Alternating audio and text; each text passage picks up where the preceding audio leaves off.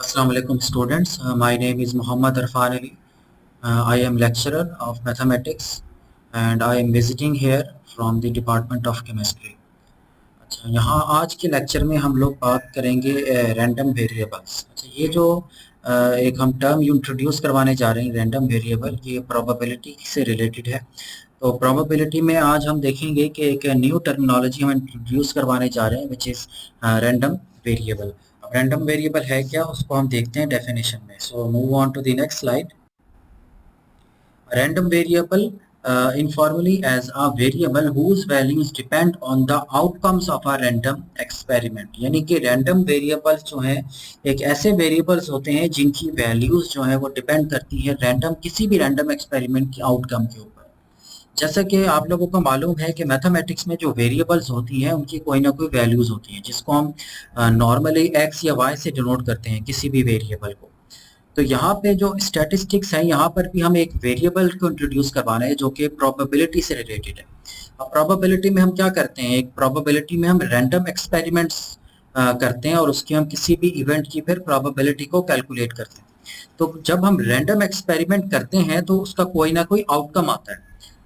तो आउटकम के ऊपर हम कोई ना कोई वैल्यूज लगा देते हैं जिसको हम कहते हैं कि वो रैंडम वेरिएबल को रिप्रेजेंट कर रहा है। ठीक है, अब आगे जाके हम एग्जांपल्स में देखेंगे कि किस तरह से हम वैल्यूज को असाइन करते हैं to an outcome of a random experiment which we call random variable.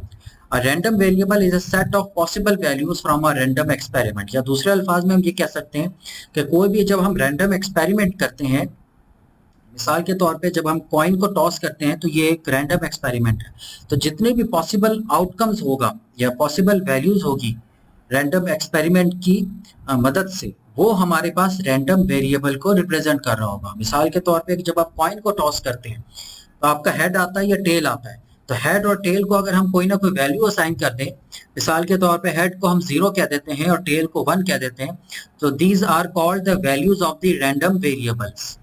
ठीक है, तो इसका मतलब क्या हुआ, इसका मतलब यह है कि random variable is a function from a sample space to a set X which we call real numbers.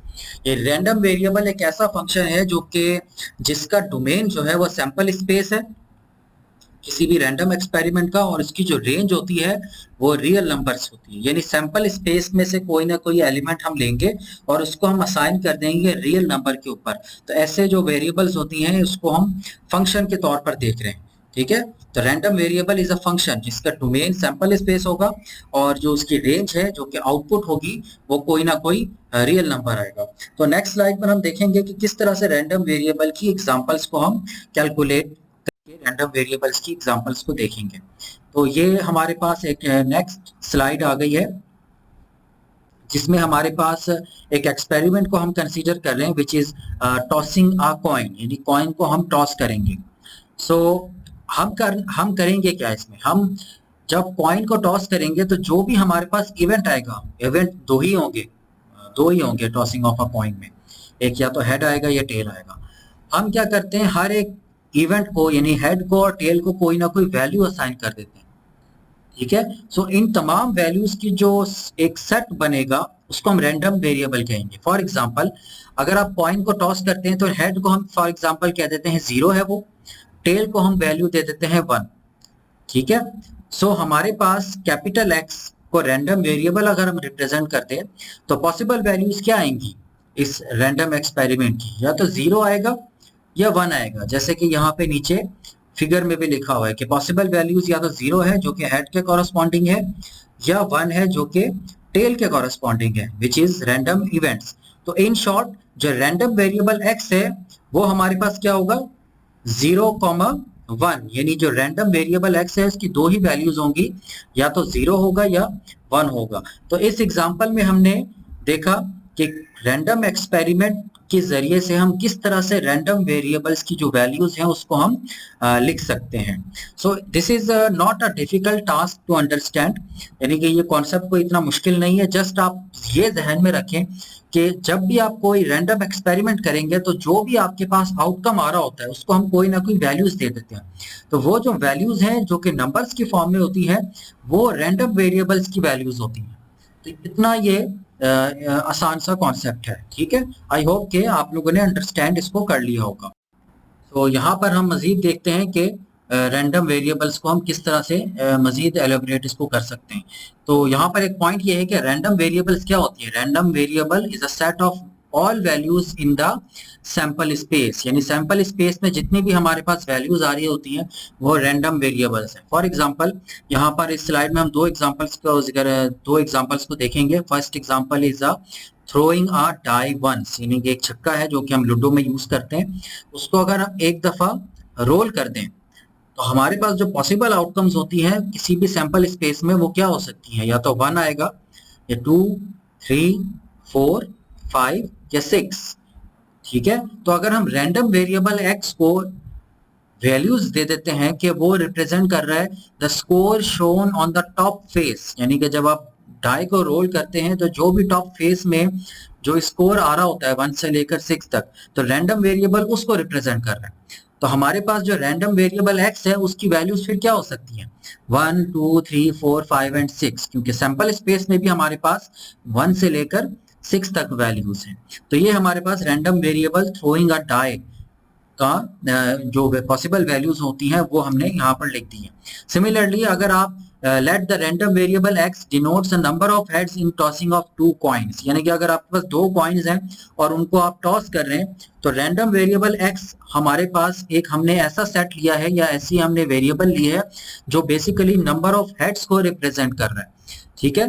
तो नंबर ऑफ हेड्स को जब वो रिप्रेजेंट कर रहा है तो हमारे पास हमें पता है जब कॉइन को टॉस करते हैं तो सैंपल स्पेस में 4 एलिमेंट्स होते हैं जब हम 2 कॉइन्स को एक साथ टॉस करते हैं। फॉर एग्जांपल सैंपल स्पेस में या तो हेड हेड आएगा या टेल हेड आता है, या हेड टेल आएगा या टेल टेल आएगा। तो यहाँ पर अगर आप सैंपल स्पेस में देखें तो सैंपल स्पेस में या तो एक हेड आएगा या 0 हेड्स आ रहे होते हैं जो कि टेल टेल के केस में होगा, या दोनों हेड्स आ रहे होते हैं। तो वैल्यूज पॉसिबल वैल्यूज क्या हो गई आउटकम की, अगर रैंडम वेरिएबल एक्स जो है वो नंबर ऑफ हेड्स को डिनोट कर रहा है तो पॉसिबल आउटकम जैसे कि सैंपल स्पेस से ही जाहिर है वो या तो 0 है नंबर ऑफ हेड्स की, यानी कोई भी हेड ना आए दोनों दफा, या तो एक हेड आएगा या फिर 2 दफा हेड आएगा। तो इसका मतलब है जो रैंडम वेरिएबल एक्स है उसकी जो वैल्यूज हो सकती हैं वो 0 हो सकता है, 1 हो सकता है या 2 हो सकता है, जैसे कि हमारे पास यहाँ आगे हमने लिखा हुआ है। देन इसका मतलब क्या है, यहाँ पे हमने जो लिखा है then X equal to 0, 1 and 2। तो यहाँ पर ये रैंडम वेरिएबल्स की पॉसिबल वैल्यूज हैं। तो यहाँ पर भी हमने देखा कि जो रैंडम वेरिएबल है वो किसी भी सैंपल स्पेस की जो पॉसिबल वैल्यूज होती हैं, तमाम पॉसिबल वैल्यूज का जो सेट होता है उसको हम रैंडम वेरिएबल कहते हैं। तो अब जबकि हमने रैंडम वेरिएबल्स को अच्छी तरह डिफाइन कर लिया है और हम ये भी अब जानते हैं कि रैंडम वेरिएबल्स है क्या और उसकी वैल्यूज पॉसिबल क्या हो सकती हैं, तो यहाँ पर हमारे पास हम कुछ टाइप्स ऑफ रैंडम वेरिएबल्स को डिस्कस कर लेते हैं। तो सबसे पहले आप देखें कि हमारे पास 2 टाइप्स हैं यहाँ पे रैंडम वेरिएबल्स की। एक है डिस्क्रीट रैंडम वेरिएबल और दूसरे को हम कहते हैं continuous random variable. So discrete random variable is a variable whose value is obtained by counting, यानी ऐसे वेरिएबल्स होते हैं जिसकी वैल्यूज को हम काउंट कर सकते हैं, जैसे कि 0, 1, 2। जैसे कि हमने देखा था कि नंबर ऑफ हेड्स थे वो भी उसको हम काउंट कर सकते हैं। इसी तरह हमने देखा था कि जब हम डाई को रोल करते हैं तो डाई को रोल करते वक्त भी जो हमारे पास आंसर आ रहा होता है उसको भी हम काउंट कर सकते हैं। So these are all discrete random variable, ठीक है। तो यहाँ पर एग्जांपल्स में हमारे पास कुछ लिखी हुई है, जैसे कि नंबर ऑफ स्टूडेंट्स प्रेजेंट, एक क्लास है उसमें हम कितने स्टूडेंट्स हैं तो वो भी हमारे पास एक रैंडम वेरिएबल ही हो सकता है। इसी तरह number of red marbles in a jar, एक जार है उसमें काफी सारे मार्बल्स पड़े हैं तो उसमें हमारे पास रेड मार्बल्स की तादाद क्या है, ये अगेन एक काउंटिंग है हमारे पास, या तो 1 होगी या 2 होगी या 3 होगी एंड सो ऑन। एंड इसी तरह number of heads when flipping 3 coins, अगर 3 कॉइन्स को अगर आप टॉस करें तो नंबर ऑफ हेड्स कितनी आ सकती हैं, तो ये भी हमारे पास एक रैंडम वेरिएबल है। इसी तरह स्टूडेंट्स ग्रेड लेवल हो सकता है, यानी कि स्टूडेंट्स ने ग्रेड्स क्या लिए हैं A, B, C, D, उसको भी अगर हम वैल्यूज को असाइन कर दें, ए को असाइन कर देते हैं 0, बी को हम 1 कह देते हैं, सी को 2 कर देते हैं, तो कोई ना कोई हम वैल्यूज दे सकते हैं। तो these are all discrete random variable, ठीक हो गया। Now on the other hand, continuous random variable is a variable whose value is obtained by measuring यानी ऐसे वेरिएबल्स होते हैं जिसको हम मेजर कर सकते हैं। मिसाल के तौर पे height of students in a class. अब जब क्लास में स्टूडेंट्स की हाइट को जब आप मेजर करेंगे तो उसको आप काउंट नहीं कर सकते। क्यों नहीं काउंट कर सकते हैं? क्योंकि हाइट जो है वो डेसिमल में भी हो सकता है, तो that's why it is continuous variable. इसी तरह weight of the student in a class, उसको भी आप काउंट नहीं कर सकते, उसको आप मेजर कर सकते हैं और उसकी वैल्यूज डेसिमल में भी होती हैं। Time it takes to get to school, यानी स्कूल पहुंचने में आपको कितना टाइम लगता है, ये भी हमारे पास इसकी जो वैल्यूज होती हैं इसको हम मेजर करते हैं। That's why it is a continuous variable. And last example is distance travelled between classes, यानी कि दो क्लासेस के दरमियान अगर आप ट्रेवलिंग करें तो कितना डिस्टेंस है। Again it is a problem of measuring, तो that's why it is a continuous variable. So यहाँ पर हमारे पास पूरे प्रोबेबिलिटी में हम दो ही किस्म के रैंडम वेरिएबल्स को डिस्कस करेंगे, एक डिस्क्रीट वेरिएबल होगा और दूसरा हमारे पास कंटिन्यूअस वेरिएबल होगा। तो अब जबकि हमने रैंडम वेरिएबल्स को डिफाइन कर लिया है, तो अब हम इसी की बेस पे मजीद कुछ टर्मिनोलॉजीज जो है वो इंट्रोड्यूस करवाने जा रहे हैं, जिसमें सबसे पहले डिस्क्रीट रैंडम वेरिएबल्स की केस में आता है प्रोबेबिलिटी मास फंक्शन पीएमएफ, या इसको हम प्रोबेबिलिटी डेंसिटी फंक्शन पीडीएफ भी कहते हैं।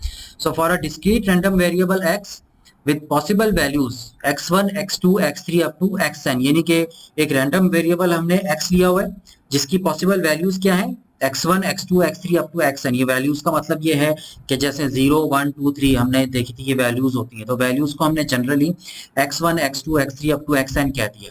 तो प्रोबेबिलिटी मैथ फंक्शन जिसको हम स्मॉल f ऑफ xi से डिनोट करेंगे, ये इस तरह का एक फंक्शन होता है कि सच दैट कि ये फंक्शन जो है जितनी भी पॉसिबल वैल्यूज हैं उस पर इसकी वैल्यू हमेशा या तो ग्रेटर देन इक्वल टू 0 होगी। यानी रैंडम वेरिएबल्स की जो वैल्यूज हैं उस पर इस फंक्शन को जब हम कैलकुलेट करते हैं तो वो हमेशा जो आंसर देता है वो या तो 0 देता है या ग्रेटर देन 0 देगा, यानी कि हमेशा पॉजिटिव होगा। दूसरा इसकी कैरेक्टरिस्टिक ये है इस फंक्शन की कि इन तमाम फंक्शंस को अगर आप ऐड अप कर दो, यानी f of x1, f of x2, f of x3 up to f of xn, यानी जितने भी रैंडम वेरिएबल्स की जितनी भी पॉसिबल वैल्यूज हैं उन सब पर फंक्शन की जो वैल्यूज हैं उन सबको अगर हम ऐड कर दें तो वो हमेशा 1 आएगा। ठीक है। और थर्ड प्रॉपर्टी ये है कि जो प्रोबेबिलिटी डेंसिटी फंक्शन होता है ये बेसिकली प्रोबेबिलिटी होता है। प्रोबेबिलिटी का मतलब यह है कि अगर आप जो रैंडम वेरिएबल है, जाहिर है रैंडम वेरिएबल की जो वैल्यूज हैं वो क्या है, वो आउटकम को रिप्रेजेंट कर रहा है ना इवेंट के। तो आउटकम को जब वो रिप्रेजेंट कर रहा है तो आउटकम का कोई ना कोई प्रोबेबिलिटी तो हम फाइंड आउट कर सकते हैं। तो इसका मतलब है जो small f of x i है वो किसको डिनोट कर रहा है, probability of x equal to x i, यानी probability of a random variable at x equal to x i, यानी कि एक्स आई पर जो प्रोबेबिलिटी है वो बेसिकली प्रोबेबिलिटी डेंसिटी फंक्शन या प्रोबेबिलिटी मैथ फंक्शन हम उसको कह रहे हैं। सो इन शॉर्ट ये जो प्रोबेबिलिटी डेंसिटी फंक्शन है ये कोई नई चीज नहीं है, जस्ट आप समझ लें कि ये प्रोबेबिलिटी है और किस पर हम कैलकुलेट कर रहे हैं, उस रैंडम वेरिएबल्स की वैल्यूज के ऊपर। ठीक है। ओके, तो नेक्स्ट एग्जांपल हमारे पास है 6 साइडेड डाई की, जिसमें हमारे पास एक एक्सपेरिमेंट है रोलिंग अ 6 साइडेड डाई और 6 sided die can land on any of its 6 faces. ठीक है, यानी कि ऑब्वियस सी बात है जब आप डाई को रोल करेंगे तो उनमें से कोई ना कोई फेस हमारे पास एक पॉसिबल आउटकम आएगा। So that a single experiment has 6 possible outcomes. So there are 6 possible outcomes which is 1, 2, 3, 4, 5 और 6।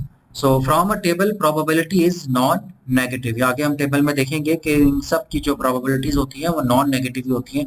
ऑफ कोर्स जब आप किसी भी सिंगल आउटकम की प्रोबेबिलिटी फाइंड आउट करेंगे तो वो 1/6 ही आएगा, which is also a non negative. And sum of all the probabilities is equal to 1, यानी कि 1/6 प्लस 1/6 प्लस 1/6, 6 टाइम्स को अगर आप प्लस करें तो आंसर हमारे पास 1 ही आता है। So this is an example of a probability density function. Now move on to the next slide. इस नेक्स्ट स्लाइड में आप देख सकते हैं कि probability density function could be given by the following table. जैसे कि ऊपर हमने एक रैंडम वेरिएबल की लिखी हुई है और उसकी पॉसिबल वैल्यूज हैं 1, 2, 3, 4, 5, 6। ठीक है, ये रैंडम वेरिएबल्स की पॉसिबल वैल्यूज हैं और नीचे हमारे पास प्रोबेबिलिटी है which is P F of X equal to P of X. P of X का मतलब है वो उसकी प्रोबेबिलिटी है। अब हर एक की प्रोबेबिलिटी इस केस में क्या होगी, 1/6 होगी। ठीक है, तो आप देख सकते हैं कि जो प्रोबेबिलिटी डेंसिटी फंक्शन की जो फर्स्ट प्रॉपर्टी है कि should be greater than equal to 0 वो यहाँ पे पूरी हो रही है, और जो सेकंड प्रॉपर्टी है कि वो उन सब का सम जो है वो 1 होगा। तो अगर आप इन सारी प्रोबेबिलिटीज को ऐड अप करें तो 1 आंसर आएगा। ठीक है, और थर्ड क्या था हमारे पास कि वो जो प्रोबेबिलिटी डेंसिटी फंक्शन है वो एक्चुअल प्रोबेबिलिटी होती है। सो यहाँ पर ये हमारे पास तीनों प्रॉपर्टीज प्रोबेबिलिटी डेंसिटी फंक्शन की पूरी हो रही है। तो ये हमारे पास एग्जाम्पल यहाँ पे खत्म हो जाता है। सो अब हम बात कर लेते हैं डिस्ट्रीब्यूशन फंक्शन की। तो डिस्ट्रीब्यूशन फंक्शन एक और अब टर्मिनोलॉजी इंट्रोड्यूस हो रही है which is also based on the random variable. So distribution function, mathematical expression that describes the probability that a system will take on a specific value or set of values। यानी कि एक ऐसा mathematical expression होता है ये जो कि probability होती है, यानी कि जो कि probability को describe कर रही होती है on a system। ठीक है, किसी भी set of values पे या किसी specific values पे जब हम किसी के सिस्टम की प्रोबेबिलिटी फाइंड आउट करते हैं तो उसको हम डिस्ट्रीब्यूशन फंक्शन कहते हैं। तो distribution function is also often called cumulative distribution, जैसा कि आगे हम जाके पढ़ेंगे। क्यूमुलेटिव का मतलब ये होता है कि जो प्रीवियस वैल्यूज हैं वो एड अप हो रही होती हैं। ठीक है, तो इसको हम डिनोट करते हैं कैपिटल एफ ऑफ एक्स से। जैसे कि प्रोबेबिलिटी डेंसिटी फंक्शन हमारे पास स्मॉल एफ ऑफ एक्स था, तो जो डिस्ट्रीब्यूशन फंक्शन है उसके लिए हमारे पास कैपिटल एफ ऑफ एक्स है। तो ये जो लास्ट पॉइंट है स्लाइड में, यहाँ पर ये लिखा हुआ है कि the function capital F of X which is equal to P of X less than equal to X. इसका मतलब ये है कि जो रैंडम वेरिएबल है उसकी जो वैल्यू है वो लेस देन और equal to certain specific value है, where x is the random variable which is the sum और integral of the probability density function of the distribution. यानी यहाँ पर ये जो कैपिटल एक्स है ये रैंडम वेरिएबल ही होगा, लेकिन ये जो रैंडम वेरिएबल है ये किसी ना किसी का सम होगा या इंटीग्रल होगा किसी प्रोबेबिलिटी डेंसिटी फंक्शन का ऑफ द डिस्ट्रीब्यूशन। आगे जाके हम जब एग्जांपल करेंगे तो ये चीज आपको क्लियर हो जाएगी। तो फिलहाल distribution function it is a cumulative distribution function कहते हैं और इसको हम डिनोट करते हैं कैपिटल एफ ऑफ एक्स, और ये बेसिकली प्रोबेबिलिटी ही होती है लेकिन किसी स्पेसिफिक वैल्यू के लेस होती है या उसके इक्वल होती है। तो क्यूमुलेटिव डिस्ट्रीब्यूशन फंक्शन यानी CDF of discrete random variable. अब क्यूमुलेटिव डिस्ट्रीब्यूशन फंक्शन की हमें जरूरत क्यों पड़ी, ठीक है, या जिसको हम सिंपली डिस्ट्रीब्यूशन फंक्शन भी कहते हैं। तो उसकी वजह यह है कि at times rather than having to calculate the probability of a specific value of x, we will need to calculate the probability that x will less than और इक्वल टू सम वैल्यू। यानी कि बजाय इसके कि हम किसी certain specific value की probability calculate करें ऑफ अ रैंडम वेरिएबल, हम ये चाह रहे होते हैं कि हम एक स्पेसिफिक वैल्यू की वो तमाम रैंडम प्रोबेबिलिटीज को कैलकुलेट कर लें जो उसकी भी प्रोबेबिलिटी है और उस वैल्यू से लेस देन और इक्वल टू जितनी भी वैल्यूज आ रही हैं उस वैल्यूज के लेस या उसके बराबर जितनी भी वैल्यूज आ रही है उन सब की प्रोबेबिलिटीज को हम कैलकुलेट कर लें। तो ये उसकी एक मेन रीजन है जिसकी वजह से हमने इस टर्मिनोलॉजी को इंट्रोड्यूस करवाया है। ठीक है, for such probabilities we will need to use the cumulative distribution function. तो इस तरह की प्रोबेबिलिटीज को कैलकुलेट करने के लिए हम क्यूमुलेटिव डिस्ट्रीब्यूशन फंक्शन को यूज करते हैं, जैसे कि आगे हम एग्जाम्पल में भी देखेंगे। तो जैसा कि हमने पढ़ा था कि क्यूमुलेटिव डिस्ट्रीब्यूशन फंक्शन जो है वो डिस्क्रीट रैंडम वेरिएबल के केस में भी हो सकता है और कंटिन्यूअस वेरिएबल के केस में भी हो सकता है। तो इस स्लाइड में हम देख रहे हैं कि cumulative distribution function for a discrete variable. So given a random variable which is a discrete and its probability function या प्रोबेबिलिटी डिस्ट्रीब्यूशन फंक्शन जिसको हम स्मॉल एफ ऑफ एक्स कह रहे हैं, we define its cumulative distribution function CDF as capital F of x equal to probability of x less than equal to k।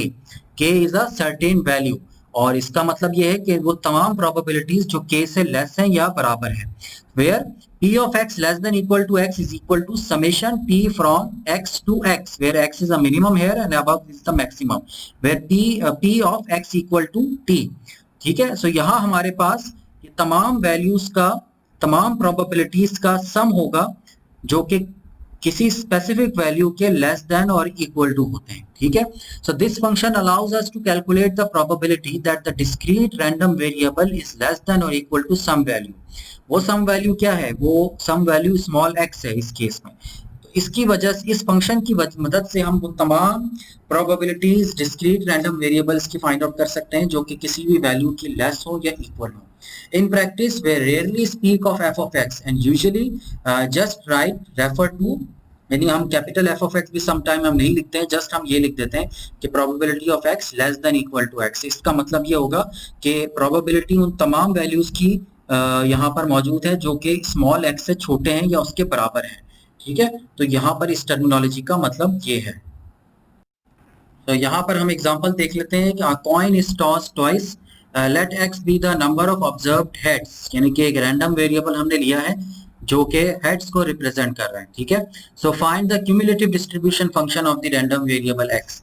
तो यहाँ पे हमारे पास क्योंकि कॉइन को 2 दफा टॉस किया गया है, तो हमारे पास जो पॉसिबल आउटकम्स आ सकती हैं वो हेड हेड आएगा, टेल हेड आएगा, हेड टेल या टेल टेल, ठीक है। और क्योंकि रैंडम वेरिएबल x जो है वो नंबर ऑफ ऑब्जर्व्ड हेड्स को रिप्रेजेंट कर रहा है, तो जैसे कि हमने इससे पिछले लास्ट स्लाइड्स में भी देखा है कि इसकी जो वैल्यूज पॉसिबल हो सकती हैं वो 0 होगी, 1 होगी या 2। यानी कि 0 का मतलब ये है कि कोई भी हेड ना आए, 1 का मतलब होगा एक हेड आ रहा है, जैसे कि सैंपल स्पेस से रिप्रेजेंट देख सकते हैं, और 2 का मतलब होगा 2 हेड्स आ रहे हैं, ठीक है, जो कि वैल्यूज ऑफ रैंडम वेरिएबल को रिप्रेजेंट कर रहे हैं। अच्छा, अब हमने क्या करना है उसके बाद, क्योंकि हमने cumulative distribution function find out कर रहे हैं, तो उसके लिए सबसे पहले हम जो डेंसिटी फंक्शन है या वो फाइंड आउट कर लेते हैं, विच इज द प्रोबेबिलिटी। सबसे पहले हम एफ ऑफ 0 को फाइंड आउट कर लेते हैं। एफ ऑफ 0 का मतलब ये है कि रैंडम वेरिएबल में जो 0 आ रहा है उसकी प्रोबेबिलिटी क्या है। 0 का मतलब क्या है, 0 का मतलब कोई भी हेड ना आए, तो वो सिर्फ एक ही हमारे पास इवेंट होता है जो कि टेल टेल आ रहा है, तो इसकी जो प्रोबेबिलिटी होगी वो 1/4 होगी। 4 नीचे इस वजह से है क्योंकि सैंपल स्पेस में 4 एलिमेंट्स है।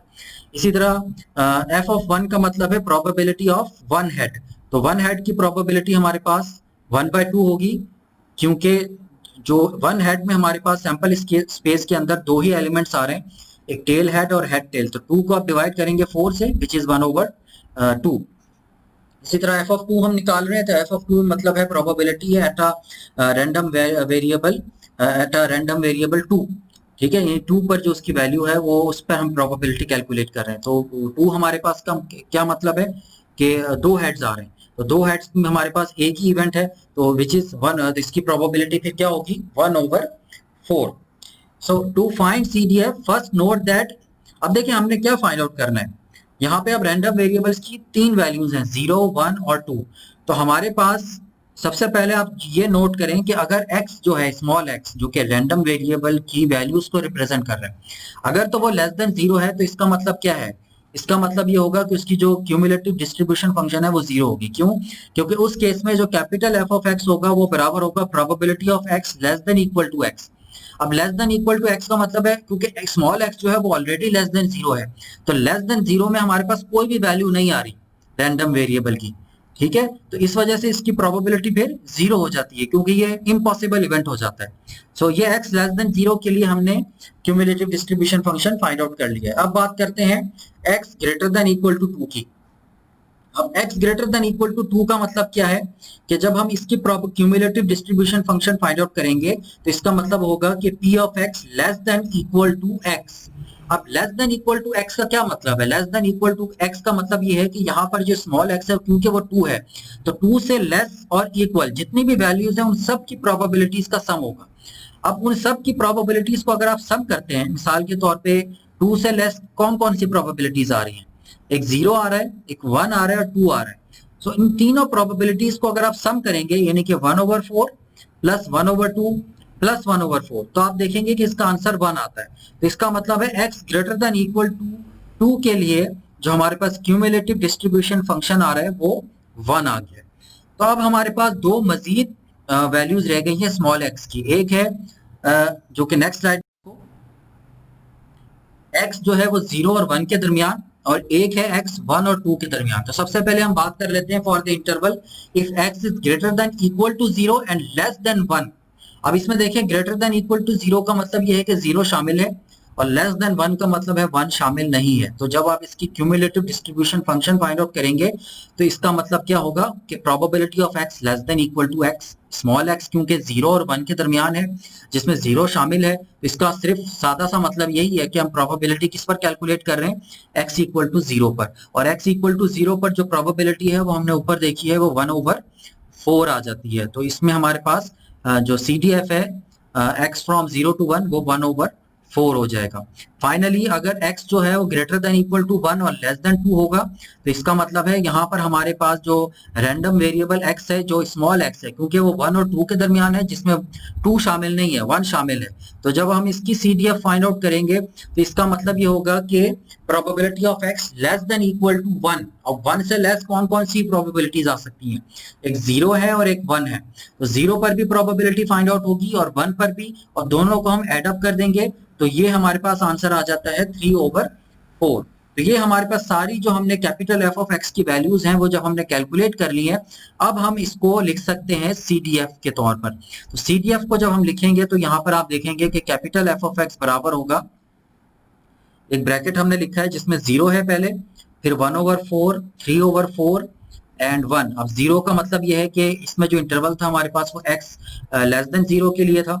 अब x greater than equal to 0 और 1 के लिए जो हमारे पास वैल्यू आ रही है वो 1/4 आ रही है, और x greater than equal to 1 और लेस देन 2 के लिए हमारे पास जो वैल्यू आ रही है वो 3/4 है, और x greater than equal to 2 के लिए हमारे पास जो हमने पीछे स्लाइड में हमने कैलकुलेट किया था वो 1 था। तो यहाँ पर हमारे पास क्यूमुलेटिव डिस्ट्रीब्यूशन फंक्शन, ये जो हाईलाइट करके मैंने लिखा हुआ है, इसको हमने सारा कैलकुलेट कर लिया। ठीक है, सो आई होप कि आपको ये समझ आ गई होगी। नाउ अब यहाँ पे हम इंट्रोड्यूस करवा रहे हैं प्रोबेबिलिटी डेंसिटी फंक्शन, यानी कि जो क्यूमुलेटिव PDF, इसमें थोड़ी सी हेडिंग की मिस्टेक है, इसको आप पढ़ें cumulative distribution function of continuous random variable. So consider a continuous random variable x with probability density function small f of x. तो यहाँ पर भी वही 3 प्रॉपर्टीज हैं, लेकिन थोड़ी सी क्योंकि यहाँ पे कंटिन्यूस रैंडम वेरिएबल की बात हो रही है तो यहाँ पे डेफिनेशन में थोड़ा सा फर्क है। सबसे पहली कंडीशन तो यही है कि जो क्यूमुलेटिव डिस्ट्रीब्यूशन फंक्शन है उसमें जो हमारे पास f of x है वो ग्रेटर देन इक्वल टू 0 होगा for all x belongs to r, और यहाँ पे हमारे पास जो इंटीग्रल है -∞ to infinity of probability density function वो 1 होगा। और जो थर्ड कंडीशन ये है कि किसी भी इंटरवल की जो हमारे पास प्रोबेबिलिटी होगी वो बराबर होगा capital F of B minus F of A. ठीक है, ये एफ ऑफ बी और एफ ऑफ ए क्या है, ये वही जो हमारे पास इंटीग्रल का जो आंसर आएगा वो उस चीज को रिप्रेजेंट कर रहा है। More generally for a set A probability of X belongs to A is equal to integral of F of U, यानी कि उस रैंडम वेरिएबल की वैल्यू के ऊपर जो प्रोबेबिलिटी डेंसिटी फंक्शन है जो उसका इंटीग्रल होगा वो प्रोबेबिलिटी को रिप्रेजेंट कर रहा होगा। तो आगे हम जब इसकी एग्जांपल देखेंगे तो मजीद चीजें क्लियर हो जाएंगी। तो अब हम बात कर लेते हैं क्यूमुलेटिव डिस्ट्रीब्यूशन फंक्शन की एक एग्जांपल की, जो कि कंटिन्यूस रैंडम वेरिएबल के केस में है। सो एग्जांपल ये है कि let X be a continuous random variable with the following probability density function. ठीक है, अब प्रोबेबिलिटी डेंसिटी फंक्शन यहाँ पे एक पहले ही दिया हुआ, यानी कि आपको कैलकुलेट करने की जरूरत नहीं है। एक चीज ध्यान में रहे कि कंटिन्यूस रैंडम वेरिएबल के केस में जब भी प्रोबेबिलिटी डेंसिटी फंक्शन दी होगी वो हमेशा इस तरह के फंक्शंस की फॉर्म में होती है, यानी कि उसमें कोई डिस्क्रीट वैल्यूज नहीं होती, जैसे कि हमने पहले देखा था कि 0 कुछ आ रहा था, 1/4, 1/2 एंड 1।